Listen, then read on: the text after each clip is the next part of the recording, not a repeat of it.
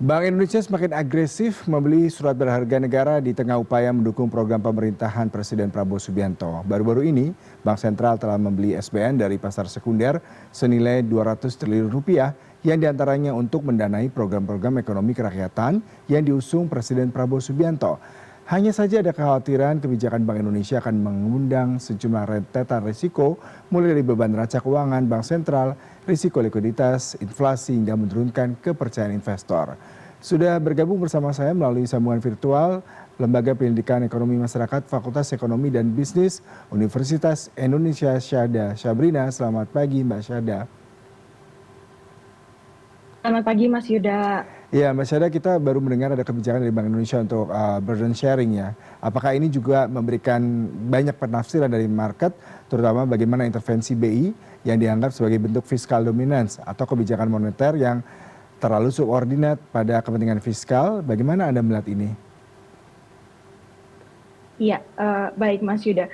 Mungkin pertama-tama saya pikir ini perlu ditekankan terlebih dahulu bahwa ini bukan merupakan hal yang aneh apabila Bank Sentral meningkatkan jumlah pembelian obligasi pemerintah. Karena di negara lain, misalnya seperti Jepang, Inggris, dan juga beberapa negara Eropa lainnya, bahkan Australia dan Kanada, itu share atau kepemilikan dari Bank Sentral dari obligasi pemerintah itu bisa melebihi 25%. Bahkan di Jepang saat ini 52%. Tapi negara-negara lain bisa melakukan itu karena mereka memiliki modal yang kuat. Kelembagaan pemerintah mereka sangat kuat, mata uangnya juga dipercaya oleh dunia, dan juga pasar obligasi mereka sangat dalam.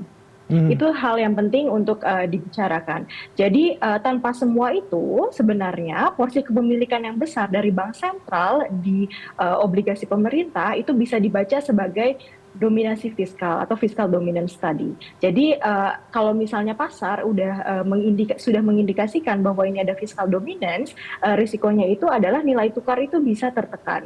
Dan kedalaman pasar tadi seperti yang disebutkan Mas Yuda itu bisa menipis. Karena itu kalau Indonesia mungkin ingin membeli surat berharga dari negara itu secara besar-besaran dari bank sentralnya, itu belilah dengan ketentuan-ketentuan yang ketat.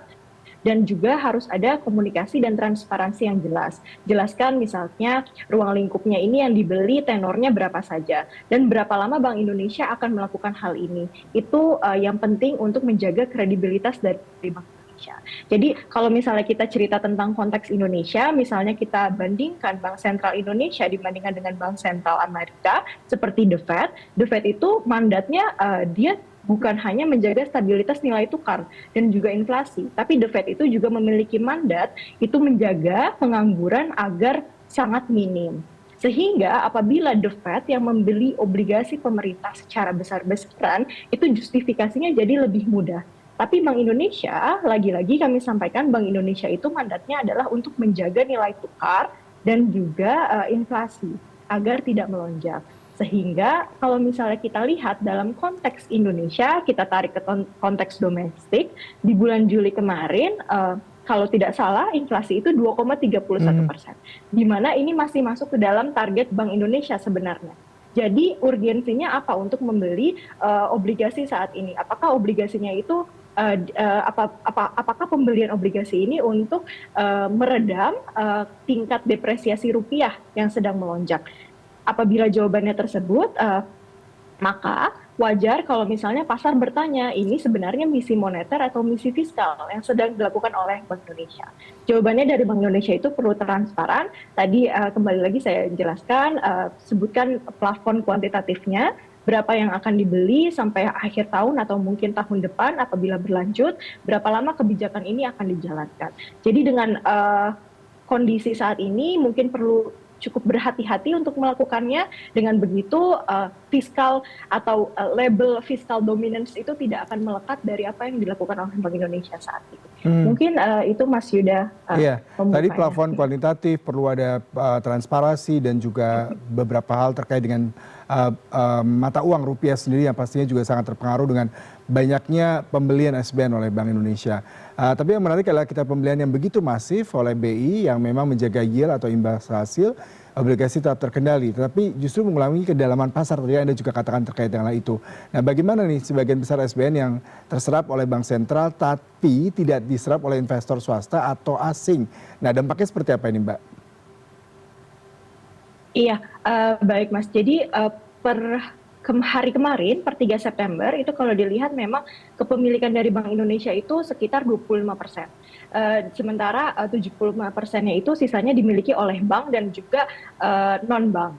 Nah, memang dari imbal hasil, dari yield, kalau kita lihat yield 1 tahun atau imbal hasil obligasi 1 tahun dan 10 tahun itu melandai di bulan Agustus kemarin. Terakhir mencapai 5,32% untuk yang yield 1 tahun, dari yang sebelumnya di awal tahun itu bisa sekitar 6%.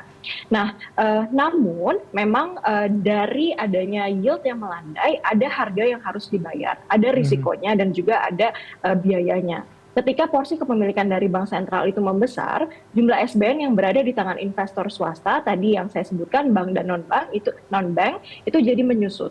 Jadi turnover-nya itu dapat turun. Dan satu lagi, kalau misalnya kita lihat empirical evidence dan juga secara theoretical, ini memang kalau misalnya bank sentral cukup besar membeli obligasi pemerintah, itu yang terjadi adalah spread antara bid dan ask di pasar itu semakin sempit.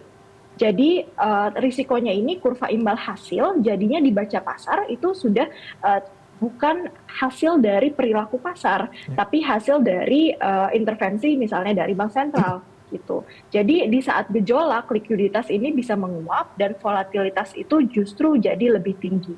Itu sebenarnya risikonya dari yang saya tangkap kira Mas Yuda. Kalau kita melihat saat ini kan fiskal terus ekspansif ya, moneter terutama yang dianggap terlalu akomodatif. Kalau kita melihat tekanan inflasi maupun depresiasi rupiah bisa bergerak lebih cepat. Tadi Anda katakan juga ketika misalkan pemerintah tidak terlalu transparan, market tidak bisa melihat sebenarnya keputusan ini apakah secara fiskal dan moneter bisa berdampak terhadap investasi dan juga perekonomian. Nah, kalau melihat secara short term dan long term, risk dari kebijakan ini apa, Mbak? Oke, iya. Kalau dalam jangka pendek, sudah pasti itu risikonya itu adalah pelemahan nilai tukar rupiah. Dan pelemahan nilai tukar rupiah itu dampak yang paling cepatnya yang bisa kita bayangkan itu adalah inflasi impor. Karena dengan rupiah yang melemah, maka beban impor itu jadi meningkat. Karena sekarang Indonesia untuk mengimpor itu jadi lebih mahal kalau misalnya depresiasi rupiah itu terjadi. Jadi ketika belanja pemerintah juga meningkat dan juga suku bunga turun, Bank Indonesia sudah menurunkan suku bunga di bulan Agustus menjadi 5%, permintaan ini akan mendorong kegiatan atau aktivitas ekonomi. Namun bila rupiah melemah beberapa persen dalam waktu singkat, harga barang impor seperti pangan, olahan, energi, dan barang tahan lama itu ikut turun. Jadi karena itu selama tekanan kurs belum reda dan juga jangka suku bunga kebijakan itu dapat dijaga secara positif gitu. Jadi perkuat intervensi.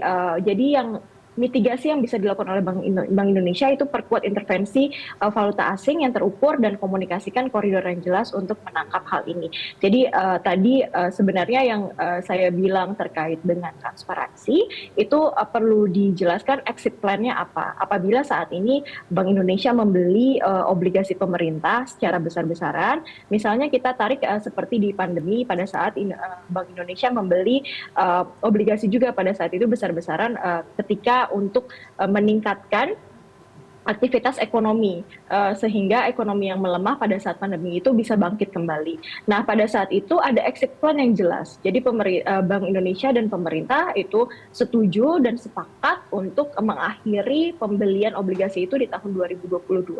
Nah, untuk saat ini itu mungkin Bank Indonesia juga perlu untuk melakukan hal tersebut apabila memang Bank Indonesia dan pemerintah terus secara menerus untuk membeli obligasi yang disinyalir untuk mendukung pertumbuhan ekonomi dan juga program-program pemerintah seperti Asta Cita itu perlu disebutkan hingga kapan pembelian obligasi ini akan dilakukan gitu. Jadi ada timeline yang jelasnya, lalu exit plan-nya itu kapan.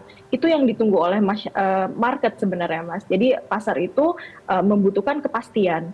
kepastian kapan ini akan berlangsung, di tenor berapa saja pembeliannya, dan sampai kapan ini akan terus terjadi. Gitu. Mhm. Itu mungkin Mas dari saya ya terkait Iya. dengan risiko jangka pendek dan jangka panjang. Ya, terakhir nih Mbak, kalau kita bicara mengenai transparansi, kemudian exit plan, dan juga bagaimana mitigasi ketika terjadi nilai tukar rupiah yang akan terdepresi. Dan kita menarik juga bicara mengenai alokasi daripada pembelian SBN ini tadi digunakan untuk membiayai kebijakan ataupun beberapa program pemerintah Prabowo Subianto di Asasita seperti MBG dan juga mungkin beberapa kebijakan lainnya. Apakah Anda bisa memastikan alokasi anggaran ini akan tepat sasaran dan tidak terjadi adanya kebocoran dan justru akan merugikan sendiri negara dan juga menjatuhkan kredibilitas Bank Indonesia dalam menjaga stabilitas moneter di Indonesia. Bagaimana Anda melihat ini? Ya, jadi memang ini pertanyaan yang paling banyak ditunggu oleh masyarakat sebenarnya apabila Bank Indonesia atau Bank Sentral melakukan kebijakan moneter yang akomodatif, bagaimana dampaknya ke sektor real? Apakah sektor real merespon hal itu? Nah, jadi untuk penurunan suku bunga kebijakan, misalnya Bank Indonesia sudah menurunkan suku bunga kebijakan hingga 5% di bulan Agustus kemarin. Itu tidak otomatis bisa diterjemahkan menjadi penurunan suku bunga kredit. Kalau kita lihat di pasar, suku bunga kredit itu juga responnya itu biasanya ada jedanya, tidak serta-merta langsung menurunkan suku bunga kredit. Jadi ada faktor biaya dana di sana, ada struktur pasarnya, dan juga persepsi risiko, sehingga bank tidak langsung menurunkan suku bunga kreditnya. Nah, tanpa adanya dorongan yang tepat untuk menurunkan suku bunga kredit ini, yang kemudian dapat ditranslate menjadi kredit yang lebih meningkat di masyarakat dan juga usaha atau bisnis, bank ini cenderung menempatkan likuiditas ke instrumen yang jangka pendek. Jadi kredit baru tumbuh, tapi pertumbuhannya itu lambat. Jadi spread dari kreditnya itu tetap melebar. Jadi efek pengganda ke produksi dan juga tenaga kerja itu menjadi lebih kecil.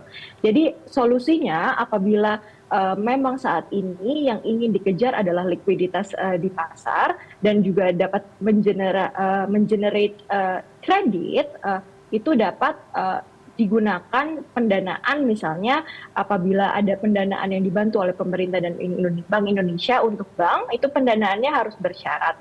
Jadi misalnya ada subsidi bunga yang lebih murah dari suku bunga kebijakan dari bank, misalnya untuk pembangunan perumahan dan juga untuk UMKM, tapi harus ada indikator yang jelas dari sisi banknya. Misalnya dari banknya memang ada kenaikan kredit untuk UMKM dan pembangunan perumahan tersebut. Jadi ini memberikan subsidi bunga, tapi ini ada indikator yang jelasnya juga capaiannya itu apa dari banknya. Sehingga pertumbuhan kreditnya itu menjadi nyata. Jadi apa yang sudah dilakukan oleh Bank Indonesia dengan menurunkan suku bunga dan juga membeli obligasi pemerintah untuk likuiditas itu bisa ditranslatekan ke masyarakat gitu. Jadi itu yang perlu dijaga, mungkin Mas Yudi dari saya terkait dengan koneksinya ke sektor real. Terima kasih sekali, banyak sekali insight terkait bagaimana ke depannya Bank Indonesia juga harus bijak untuk menjaga stabilitas moneter dan fiskal karena SBN yang beredar saat ini tidak hanya mendukung program Asasita tapi juga mendukung kebutuhan ekonomi real masyarakat yang pastinya berimbas terhadap stabilitas ekonomi. Terima kasih sekali perbincangannya Syahda Sabrina selaku peneliti Lembaga Penyelidikan Ekonomi Masyarakat, Fakultas Ekonomi dan Bisnis Universitas Indonesia. Salam sehat selalu.